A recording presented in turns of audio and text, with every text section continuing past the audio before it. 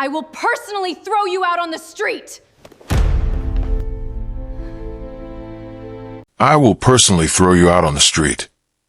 Cassandra roared, kicking the linen napkin out of the maid's trembling hands. Grace couldn't take it anymore.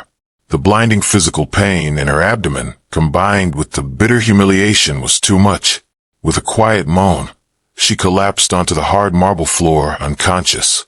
Cassandra rolled her eyes and turned to her billionaire fiancé, Vincent Blackwood, expecting him to call security. But Vincent's eyes were dead cold.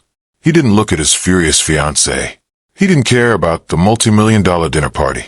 Instead, the most powerful billionaire in the city did something that left everyone completely speechless. It was a moment that ruined a massive corporate merger and started a beautiful, hidden journey that no one in high society could have ever predicted. Before we find out exactly how Vincent responded to this cruelty, take a quick moment to subscribe to our channel. Turn on the notification bell so you never miss an emotional story like this one. Also, we love knowing our community. Please drop a comment right now and tell us, where in the world are you watching this video from? We read every single comment. Now, let's begin our story. Vincent Blackwood was not a typical billionaire. At just 32 years old, he ruled a massive shipping and real estate empire. He was handsome, fiercely intelligent, and incredibly wealthy. To the outside world, Vincent was a man of steel. He was cold, calculated, and unyielding in business. But inside the walls of his private estate, Vincent was a man carrying a heavy, quiet burden. Vincent had lost his parents at a young age.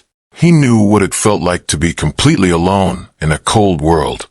He built his fortune from nothing but grit and late nights.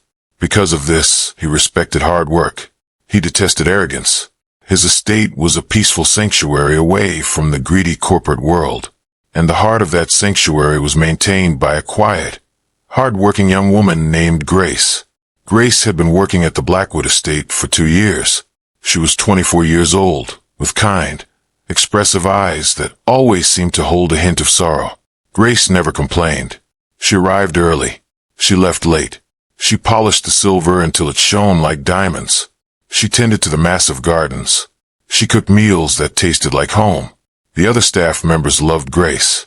She was always quick to help someone else carry a heavy load, even when her own shoulders were tired. But Vincent noticed something more about Grace. He noticed her quiet dignity. He observed how she never asked for extra praise. Sometimes, when he worked late in his study, Grace would gently knock on the door. She would place a cup of hot chamomile tea on his desk. "For your rest, Mr. Blackwood," she would whisper with a soft smile. Then, she would disappear like a ghost. Vincent never said much to her. A simple nod of thanks was his usual response. But he appreciated her presence. In a world full of people who wanted his money, Grace's quiet kindness felt pure. It felt real. What Vincent did not know was that Grace was fighting a hidden battle. For the past few months, her health had been failing. She suffered from sharp, sudden pains in her abdomen. Her energy was draining. Some mornings, it took every ounce of her willpower just to get out of bed. But Grace could not afford to be sick. Her younger brother, Leo, was in high school. Grace was his sole guardian. She needed this job. She needed the medical insurance. She needed every penny to ensure Leo had a bright future. So Grace hid her pain. She swallowed pills in secret. She wore longer sleeves to hide how thin she was becoming. She kept moving forward, praying her body would not fail her. The peace of the Blackwood estate came to a screeching halt when Cassandra Davenport entered the picture. Cassandra was the daughter of a powerful banking tycoon. The marriage between Vincent and Cassandra was arranged by their families to merge two massive fortunes. To the public, they were the ultimate power couple. Cassandra was beautiful, fashionable, and always attended high society galas. But behind closed doors, Cassandra was a completely different person. She was shallow, vain, and viewed working-class people as subhuman. To Cassandra, anyone who did not possess a multi-million-dollar bank account was simply invisible, or worse, a nuisance. Vincent did not love Cassandra. He viewed the engagement as a business arrangement. He figured he had to marry eventually. Cassandra seemed suitable enough for the public eye. But he quickly began to realize just how cruel his future wife could be. Cassandra moved into the Blackwood estate 2 weeks before the wedding. She immediately wanted to change everything. She demanded new curtains. She ordered the chef to change the entire menu. And most of all, she despised the staff. She treated the butler like a dog. She snapped her fingers at the maids. But for some reason, Cassandra targeted Grace the most. Perhaps it was because Grace was young and beautiful, even in her simple maid uniform. Perhaps it was because Vincent actually spoke softly to Grace, whereas he was always formal and distant with Cassandra. Whatever the reason, Cassandra made it her personal mission to make Grace's life a living hell. "You missed a spot on this table," Cassandra would snap, deliberately spilling red wine onto the clean wood. "Clean it up. Now." Grace would immediately drop to her knees. "I am sorry, Miss Cassandra. I will clean it right away." Cassandra would look down at her with a smirk. "Make sure you do. Some people are just born to scrub floors." Grace would keep her head down. She refused to let Cassandra see her cry. She needed this job. She kept reminding herself of her brother Leo. For Leo, she could endure anything. As the days passed, Grace's health grew worse. The stress of Cassandra's constant bullying took a massive toll on her body. She could barely eat. Her face lost all its color. One afternoon, Vincent was walking down the hallway toward his study. He saw Grace carrying a heavy basket of laundry. Her hands were shaking violently. Suddenly, she stumbled. She caught herself against the wall, dropping the basket. Sheets tumbled onto the floor. Vincent rushed forward. He grabbed her arm before she could fall. "Grace, are you all right?" Vincent asked. His voice carried a rare tone of genuine concern. Grace gasped, surprised by his touch. She quickly pulled her arm back and lowered her gaze. "Yes, Mr. Blackwood. I am perfectly fine. I just slipped. I am so sorry for the mess." Vincent frowned. He looked closely at her face. Her lips were pale. There were dark circles under her eyes. "You look ill, Grace. Have you seen a doctor?" Vincent inquired. "It is just a minor cold, sir. Please do not worry. I will clean this up immediately," she pleaded. There was fear in her eyes. Fear that she might lose her job. Vincent sighed. "Take the rest of the day off, Grace. Let someone else handle the laundry." Before Grace could answer, Cassandra stepped out of the nearby room. She had witnessed the entire interaction. Her eyes flashed with jealousy and malice. "What is going on here?" Cassandra asked, her voice dripping with venom. "Vincent, why are you wasting your time talking to the help? And you, why are these sheets on the floor? They need to be washed again." "Cassandra, she is not feeling well," Vincent said calmly, though his jaw tightened. "I told her to rest." Cassandra let out a loud, mocking laugh. "Rest? Vincent, you are far too soft on these people. They are lazy. If you give them an inch, they take a mile. She is paid to work, not to play sick." Cassandra stepped closer to Grace. She glared at her. "Get these sheets to the laundry room right now. If I see you slacking off again, I will personally throw you out on the street." Grace nodded quickly, tears welling in her eyes. "Yes, Miss Cassandra. Right away." Vincent looked at Cassandra. His eyes were cold as ice. "Cassandra, do not speak to my staff like that again. This is my house." Cassandra rolled her eyes. "Oh, please, Vincent. We're getting married in a week. Your house is my house. And frankly, your staff needs better discipline." Vincent did not argue. He simply turned and walked away. The seed of deep doubt was planted in his mind. Was this the woman he really wanted to share his life with? 2 days later, Vincent hosted an important dinner party at the mansion. He invited several high-profile business investors and their wives. A multi-million-dollar contract was on the line. Cassandra was thrilled. She saw this as her perfect opportunity to shine as the future Mrs. Blackwood. She spent hours getting ready. She wore a custom-made, pure white silk gown that cost more than a regular person's yearly salary. Her neck was adorned with diamonds. She looked stunning, but her attitude remained ugly. Downstairs in the kitchen, the atmosphere was chaotic. The chef was rushing. The waiters were checking their uniforms. Grace was there too. She felt absolutely terrible. A sharp, burning pain was tearing through her stomach. She felt dizzy. Every step felt like walking on broken glass. The head butler, Winston, noticed her condition. "Grace, child, you look like a ghost. Go to the staff break room. Sit down." "I can't, Winston," Grace whispered, holding her stomach. "Miss Cassandra demanded that I personally serve the soup tonight. She said if I don't, she will ensure I am fired without a recommendation." Winston cursed under his breath. "That woman has no heart." "Fine, but the moment you feel too dizzy, you tell me. Understand?" Grace nodded. She lifted a heavy silver tray, carrying a large bowl of hot, creamy mushroom soup. Her hands were trembling. She breathed in deeply, trying to steady her vision. She pushed open the doors to the grand dining room. The room was filled with laughter and the clinking of crystal glasses. Vincent sat at the head of the long table. Cassandra sat to his right, smiling brightly and bragging about her expensive dress to an investor's wife. Grace approached the table. She began to serve the guests. She did so flawlessly, despite the blinding pain inside her. Finally, she reached Cassandra. "Here is your soup, Miss Cassandra," Grace said softly.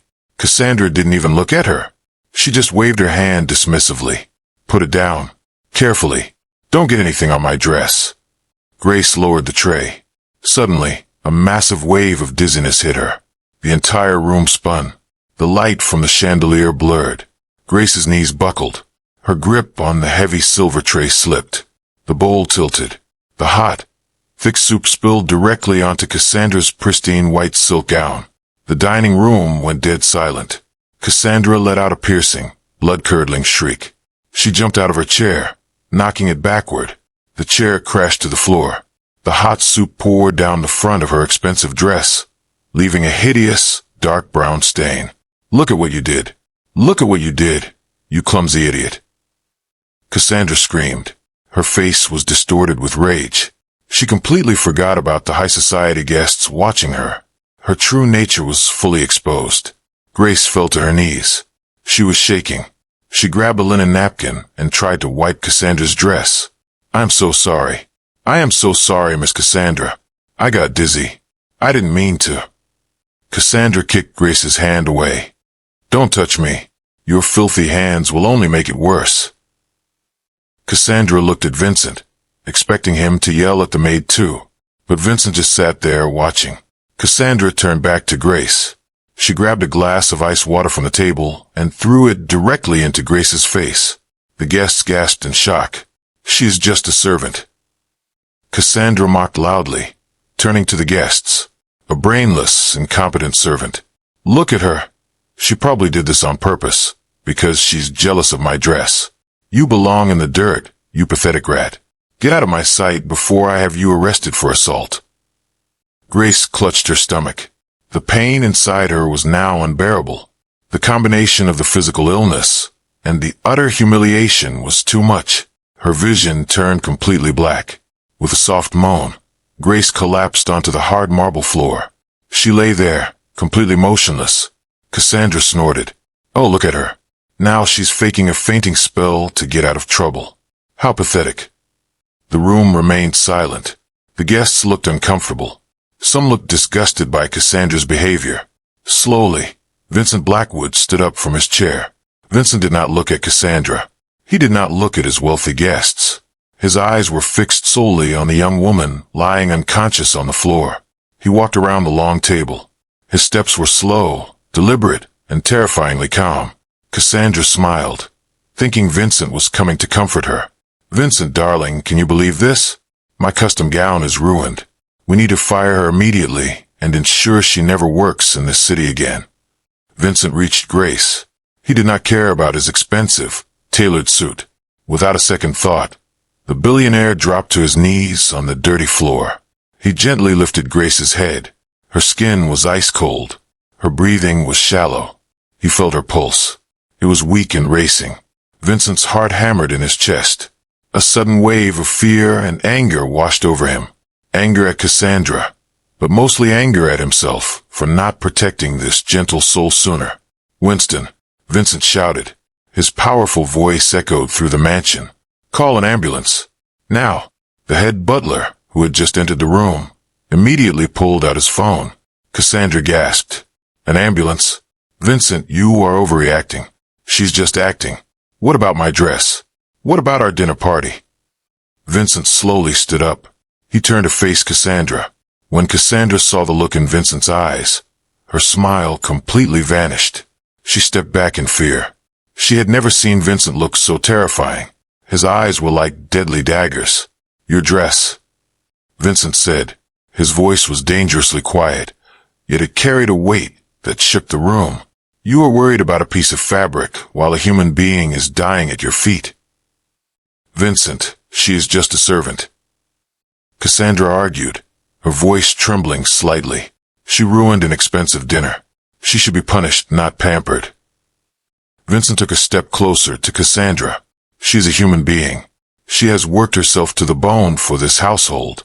She has more dignity, more grace, and more worth in her pinky finger than you will ever have in your entire miserable life. The guests gasped. Cassandra's face turned bright red from humiliation. How dare you speak to me like that? I am your fiancé. Vincent reached down to his own hand. He slowly pulled off his engagement band. He looked at Cassandra with pure disgust. Not anymore, Vincent said firmly. He tossed the ring into the bowl of spilled soup on the table. The wedding is canceled. Get out of my house. Cassandra's jaw dropped. You can't do this. The merger. Our families. I don't care about the merger. I don't care about your money, Vincent replied, his voice absolute. I will not marry a monster. Winston, once the ambulance arrives, ensure Miss Davenport's bags are packed. Throw them on the lawn if you have to. She is banned from this estate permanently. Cassandra looked around the room at the guests, seeking support, but the guests turned their heads away. Nobody wanted to defend her. Realizing she had lost everything, Cassandra let out a frustrated cry, grabbed her purse, and ran out of the dining room in tears. Vincent immediately knelt back down beside Grace. He lifted her gently into his arms. He did not wait for the ambulance. He carried her out of the mansion himself, leaving his guests behind without another word. Vincent spent the entire night at the hospital. He refused to leave. He sat in the uncomfortable plastic chair in the waiting room, his expensive suit stained with soup and Grace's sweat. He didn't care. For the first time in years, he felt a deep, profound fear of losing someone. Around 4 a.m., the doctor finally walked out of the intensive care unit. Vincent stood up immediately. Are you family? The doctor asked. I am her employer, Vincent said, but I am responsible for her. Please, tell me how she is. The doctor sighed gravely. Miss Grace suffered from an acute ruptured appendix. She had been ignoring the pain for weeks, likely taking high doses of painkillers to keep working. By the time she collapsed, the infection had spread into her abdomen. It caused septic shock. Vincent felt a cold grip around his chest. Is she going to make it? We performed emergency surgery, the doctor explained. It was touch and go for a while, but she is a fighter. The next 48 hours are critical. She needs absolute rest, high-dosage antibiotics, and zero stress. Frankly, Mr. Blackwood, if she had arrived even an hour later, she wouldn't have survived. Vincent closed his eyes. A wave of guilt washed over him. He had been so blind. He had been so wrapped up in his own business world that he failed to notice a young woman was literally dying under his roof. Thank you, doctor, Vincent whispered. Give her the best care possible. Put her in the best private suite. I will cover all expenses. Money is no object. The doctor nodded, impressed by the billionaire's dedication. Later that morning, Vincent made another call. He tracked down Grace's younger brother Leo. He had his personal driver pick Leo up from school and bring him to the hospital. When the teenage boy arrived, he was terrified. He was crying. Vincent met him in the hallway. He placed a comforting hand on Leo's shoulder. Leo, your sister's going to be okay, Vincent assured him gently. The doctors saved her. She is resting now. Leo wiped his tears. Mr. Blackwood, she always told me she was fine. She said she just had a little stomach ache. She didn't want me to worry. She was working so hard, so I could go to college. It's all my fault. No, Leo, it is not your fault, Vincent said softly. Your sister loves you very much. She is a hero.